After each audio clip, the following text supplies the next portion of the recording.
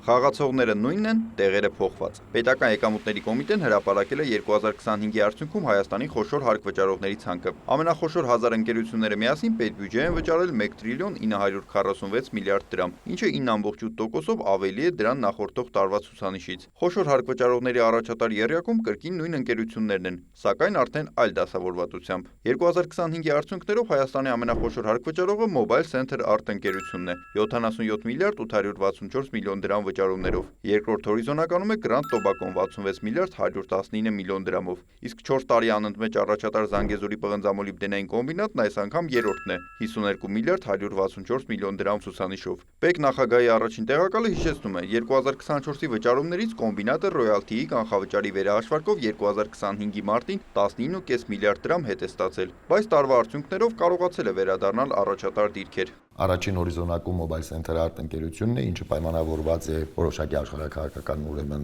բիզնեսով, այսինքն ընկերությունը ներմուծում է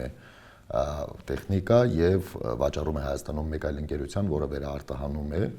եւ բոլորս գիտենք, որ վերարտահանումից մենք ունենք գումարների յետ վերադարձ, օրինակ Mobile Center-ի հենց գնորդ կազմակերպությանը եթե վերադարձվել 68.8 միլիարդ դրամ, իսկ Mobile Center Art-ը վճարել է 77.8 միլիարդ դրամ։ Արդյունքում, եթե այսպես արհեստականորեն փորձենք երկու կազմակերպությունը դիտարկել մեկ կազմակերպություն եւ զտենք այդ գումարները, կստացվի, որ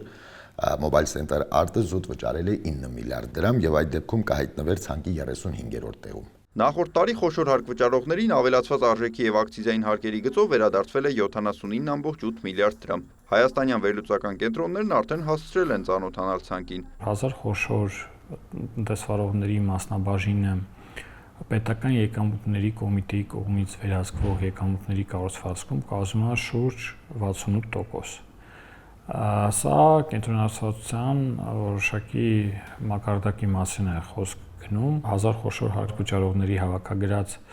կամ վճարած հարկերի 36% բաժին է ընկնում առևտրի ոլորտին, որին հաջորդում է մշակողարդյունաբերության ոլորտը 16%-ով, ապա երրորդ հորիզոնականում է ֆինանսական ոլորտը շուրջ 11.1%-ով։ Ցանկում ընդգրկվելը 2025-ին ավելի է դժվարացել։ Եթե 2024-ին 1000-րդ տեղում հայտնված ընկերությունը վճարել էր 331 միլիոն դրամ, ապա նախորդ տարին վերջին հորիզոնականը զբաղեցրած տնտեսվարողը 368 միլիոն դրամ է վճարել։ Ցանկում ունենք 188 նոր ընկերություն տարբեր ոլորտներից, որոնք ընդգրկված չեն եղել ընդհանրապես ցանկում եւ վճարել են 112.3 միլիարդ դրամ հարկ։ 188 հարկ վճարողներից օրինակ 149 գործունեություն են իրականացնում հետեւյալ ոլորտներում՝ մանրամեծածախ առևտուր 63 հարկ վճարող, շինարարության ոլորտում 49 հարկ վճարող, արտադրության ոլորտում 27 հարկ վճարող, տեղեկատվական տեխնոլոգիաների ոլորտում 10 հարկ վճարող։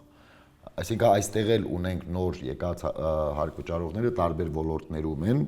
ինչը հենց վկայում է, որ տնտեսությունում ակտիվ եւ դինամիկ շարժ ունենք։ Շատերին թվում էր, թե շինարարությունը պետք է մեծ մասնաբաժին ունենար խոշորների մեջ, բայց այն ընդամենը 5.5% է, նկատում է Հայկ Ասֆանյանը։ 2025-ին ընդհանուր հարկային եկամուտների աճն ավելի բարձր է եղել, քան խոշորների աճի դինամիկան է, ինչն ըստ վերլուծական կենտրոնի ղեկավարի իր բացատրությունն ունի։ Երկու պատճառ կար լինի՝ հարկային բեռի ավելացումը եւ երկրորդը ձեռնարկատիրական գործունեության տարածումը, ակտիվացումը։ Բնականաբար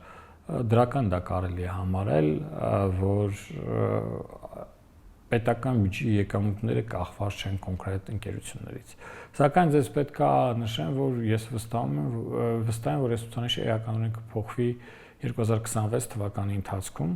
հաշվի առնենք, որ գալու են 1-2 խոշոր ընկերություններ, այդ թվում նաև Լիդիան Armenian, այդ թվում նաև Firebird-ի AI գործարանը, որոնց ներկայությունը պատկերը լրիվ այլ տեսք կունենա։ Վրեժ Մխիթարյանի կարծիքով այստեղ հարկային ծանրաբեռնվածությունը վերաբաշխվում է եւ տնտեսությունում դիվերսիֆիկացիա է տեղի ունենում, ինչը դրական է։ 1000 խոշոր հարկ վճարողներից 390-ի մոտ ունենք դիրքային բարելավում եւ նախորդ տարվանից ավել են վճարել 297.1 միլիարդ դրամ հարկ։ 412-ի մոտ արկա է դիրքային նվազում։ Նույն իհարկե դա չի նշանակում, որ վերջիններից մուտքերը նվազել են։ Մասնավորապես այդ հարկ վճարողներից 161-ի մոտ գումարներն աճել են 27.8 միլիարդ դրամով։ Դեկտեմբերի տվյալով 1000 խոշոր հարկ վճարողներն ապահովում են 292.000 աշխատատեղ կամ ընդհանուր աշխատատեղերի 35.5%-ը։ Նիկոլայ Ավետիսյան, Հովհաննես Քյոսեյան, լուրեր։